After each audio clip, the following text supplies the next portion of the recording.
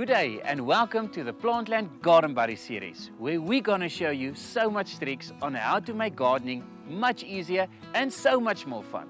Let's hear what our garden buddies have in store for us.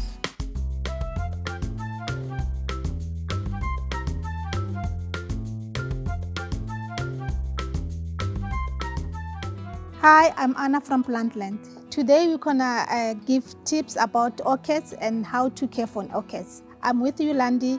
She's gonna give you, learn you more on how to care for an orchid. Jolandie, Yes, Anna. how do I care for my orchids and where should my orchids stand? So all of us ladies loves orchids, and it's the most beautiful gift to have. So once you have your gift, it's very important to place it in the right position.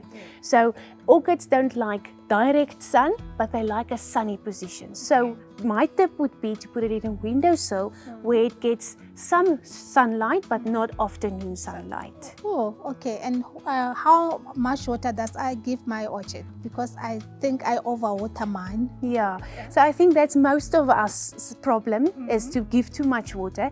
So I would suggest giving it water if you can once a week in summer, and in winter time you can cut back to every second week. Oh, Okay, and then you just take your watering can, you give it water until you can see the water dripping out below, and then you just wait so it's completely drained, and then you can put it back into your windowsill. Because if the roots are too wet, they will rot. So then you get root rot, and then they will start dying back. So it's important that they dry out. do I need to fertilize my orchids? Definitely, we all have to eat, just as plants need to eat. Oh, okay. So the best would be, I would suggest, we have two fertilizers. Yes. Both of them are water soluble, which means that you need to mix them with water.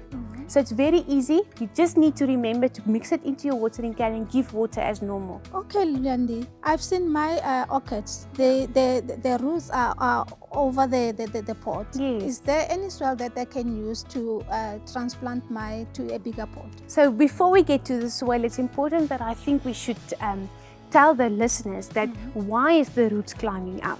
So they're climbing out because they need air. So they are air roots, which means that they grow where the air is, they grow. So it's always good if you see the roots coming out that you know it's too small and you need to get a bigger pot. So what you do is you go buy yourself a clear pot again, because the roots need sunlight and they need to breathe. And then you just fill it up with this orchid mix, which is bark and peat mixture.